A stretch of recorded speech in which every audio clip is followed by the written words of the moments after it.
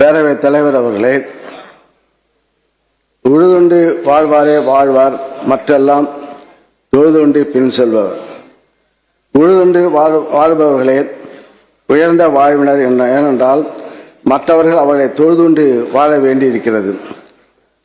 மற்ற சமூகங்கள் உழவர்களையும் உழைப்பாளர்களையும் சமூக நிலையில் கடைசி இடத்தில் வைத்திருக்கும் போது நம் தமிழ் சமூகம் உழவர்களை உச்சத்தில் வைத்து உச்சி முகுந்ததையும் உண்டி கொடுத்தோரை உயிர் கொடுத்தோராக போற்றியதையும் நம் தமிழ் இலக்கியங்கள் தெல்லென காட்டுகின்றன.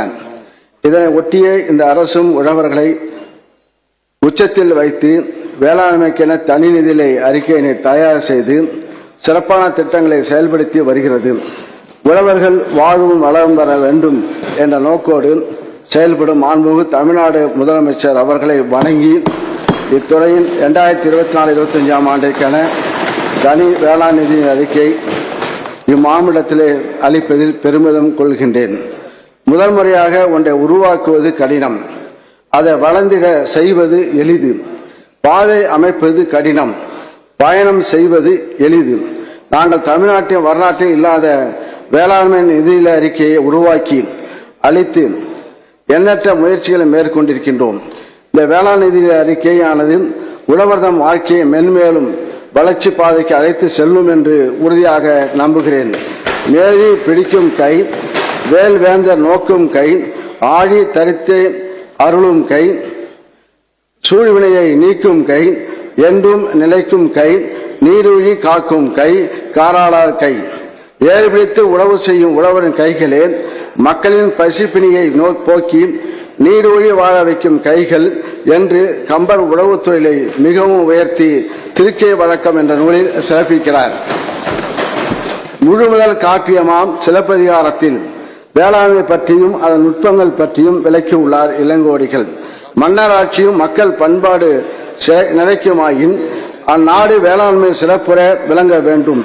மன்னனும் மக்களும் உழவர்களை எதிர்நோக்கி வாழ்கிறார்கள் என்பதனை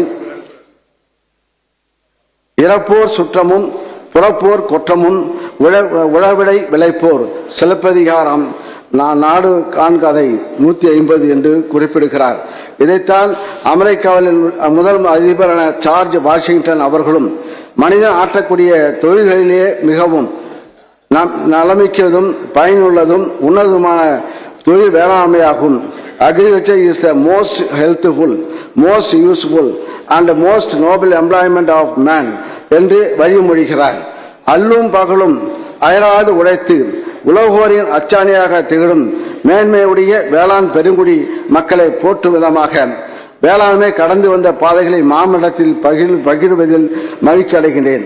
நமது வரலாற்று ஆவணங்களில் விலங்குகளை வேட்டையாடுதல், கால்நடைகள் வளர்த்தல் ஆகியவற்றை கற்கால மனிதர்கள் மேற்கொண்டதற்கான தகவலோடு மெய்திரி வகையின் எண் வகை உணவில் செய்தியும் வரையார் என்று தொல்காப்பியர் கூறியதிலிருந்து நெல், புல்லரிசி, காடைக்கண்ணி, உளுந்து, அவரை போன்றவற்றை பயிரிட்டுள்ளதற்கான ஆதாரங்கள் ஆய்வாளர்களின் ஆய்வு குறிப்புகளிலிருந்து காண முடிகின்றது.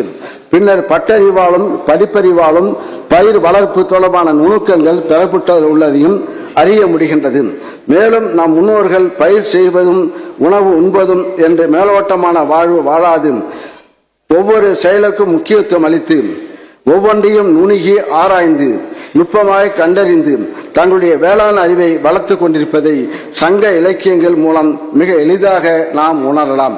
உணவு உற்பத்தியின் உன்னதத்தை உலக புகழ்பெற்ற பசுமை புரட்சி விஞ்ஞானி பாரதரத்னா MS சுவாமிநாதன் அவர்கள் எதிர்காலம் தானியங்களை அதிகம் கொண்ட நாடுகளுக்கு உரியதை தவிர துப்பாக்கிகளை அதிகம் கொண்ட நாடுகளுக்கு அல்ல என்று தெரிவித்துள்ளார்.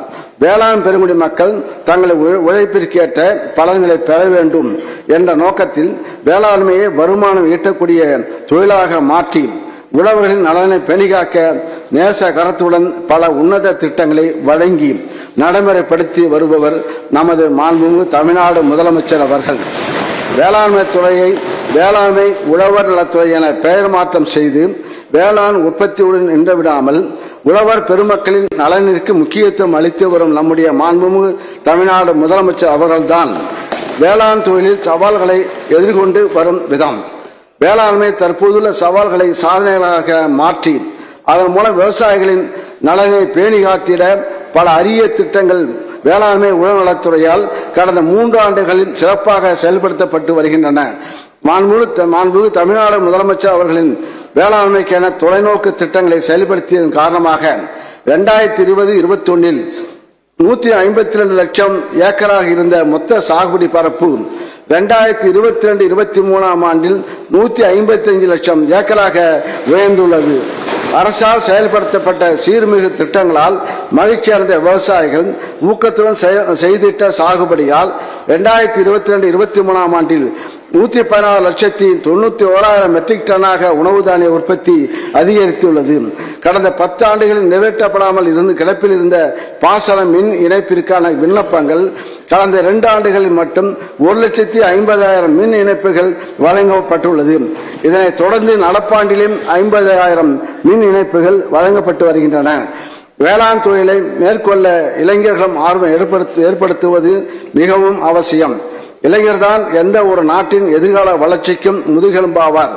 வேளாண் சார்ந்த தொழில்களின் முன்னேற்றத்தில் இளைஞர்களின் பங்களிப்பு மிக முக்கியமானதாகும் என்பதால் 2021-22 ஆண்டு முதல் 268 வேளாண் பட்டதாரிகள் தேர்வு செய்யப்பட்டு தலா 1 லட்சம் மானியம் வழங்கப்பட்டு அக்ரி கிளினிக் உள்ளிட்ட வேளாண் சார்ந்த தொழில்களை தொடங்கி நடத்தி வேளாண்மைக்கு வலு சேர்த்து வருகின்றனர். வேளாண் விளைபொருளுக்கு உரிய விலை கிடைத்திட நம்முடைய அரசு பல்வேறு சீரிய முயற்சிகளை எடுத்துள்ளது. தமிழ்நாடு நுகர்பொருள் வாணிப கழகம் மூலம் குறைந்தபட்ச ஆதரவு விலைக்கு மேல் சன்ன ரகத்திற்கு குவிண்டால் ஒன்றுக்கு 107 ரூபாயும் சாதாரண ரகத்திற்கு குவிண்டால் ஒன்றுக்கு 82 ரூபாயும் ஊக்கத்தொகை அளிக்கப்பட்டு விவசாயிகளிலிருந்து நெல் கொள்முதல் செய்யப்படுகிறது. கடந்த ஆண்டு 45 லட்சம் மெட்ரிக் டன் நெல் கொள்முதல் செய்யப்பட்டுள்ளது. பயிறு வகைகள், கொப்பரை, தேங்காய் ஆகியவையும் விவசாயிகளிடமிருந்து கொள்முதல் செய்யப்படுவதால் விலை வீழ்ச்சியிலிருந்து விவசாயிகள் பாதுகாக்கப்படுகின்றனர். கடந்த ஆண்டு கரும்பிற்கு 1 மெட்ரிக் டன்னிற்கு ஊக்கத்தொகையாக 195 ரூபாய் வீதம் 260 கோடி ரூபாய் வழங்கப்பட்டுள்ளது. விளைபொருளுக்கு உரிய விலை கிடைத்திட ஏதுவாக உழவர் சந்தைகள், மின்னணு சந்தைகள், ஒழுங்குமுறை விற்பனை கூடங்கள் ஆகியவை செயல்படுகின்றன. இதனால் வேளாண் பெருங்குடி மக்களின் விளைபொருட்களுக்கு நல்ல விலை அளிக்கப்பட்டு அவர்களுக்கான வாய்ப்புகள் மேன்மேலும் வலுப்படுத்தப்பட்டு வருகின்றன என்பதையும் பெருமையுடன் தெரிவித்துக் கொள்கிறேன். பயிர் சாகுபடியில் இடுபொருளுக்கான செலவினத்தை விட வேளாண் பணிகளுக்கான ஊதியம் தற்போது அதிகமாக உள்ளது. இதனை எதிர்கொள்ள வேளாண் பணிகளுக்கு தேவையான அனைத்து வகையான வேளாண் இயந்திரங்களும் கருவிகளும் விவசாயிகளுக்கு மானிய விலையில் வழங்கப்பட்டு வருகின்றன. மேலும் வேளாண் இயந்திர வாடகை மையங்கள் மூலமாக வேளாண் இயந்திரங்களை விவசாயிகளுக்கு வாடகைக்கு பெற்று பயனடையும் வசதியும் ஏற்படுத்தப்பட்டுள்ளது. விளைபொருட்களில் அறுவடைக்கு பின் ஏற்படும் இழப்பினை தடுத்திட ஏதுவாக இந்த அரசு புதிய குளிரிடப்பட்ட கிடங்குகள், தானிய சேமிப்பு கிடங்குகள், உலர்களங்கள் உள்ளிட்ட வசதிகளை அமைத்துக் கொடுக்கும் பணிகளை தொடர்ந்து மேற்கொண்டு வருகிறது என்பதை பெருமையுடன் தெரிவித்துக் கொள்கின்றேன். கடந்த 3 ஆண்டுகளில் அளிக்கப்பட்ட வேளாண் நிதி அறிக்கை ஒரு பார்வை. கடந்த 3 ஆண்டுகளில் அறிவிக்கப்பட்ட அனைத்து திட்டங்களும் சரிவர செயல்படுத்தப்பட்டு எதிர்பார்த்த பலன்களை தந்துள்ளன. நீண்டகால திட்டங்களுக்கான பணிகள் தகுந்த மேற்பார்வையில் தொடர்ந்து நடைபெற்று வருகின்றன. வேளாண் உழவு நலத்துறை திட்டங்களோடு உழவு நலம் தொடர்புடைய பிற துறை திட்டங்களையும் ஒருங்கிணைத்து கலைஞரின் அனைத்து கிராம ஒருங்கிணைந்த வேளாண் வளர்ச்சி திட்டம் கடந்த 3 ஆண்டுகளில் 7705 கிராம ஊராட்சிகளில் செயல்படுத்தப்பட்டு இதுவரை 23,237 ஏக்கர் பரப்பளவில் வேளாண் பயிர்களும் 3,587 ஏக்கர் பரப்பளவில் பழக்கன்றுகளும் பழமரக்கன்றுகளும் மரங்கள் ஆகிய முதலியவை நடப்பட்டு தரிசு நிலங்கள் நிரந்தர சாகுபடிக்கு கொண்டு வரப்பட்டுள்ளன.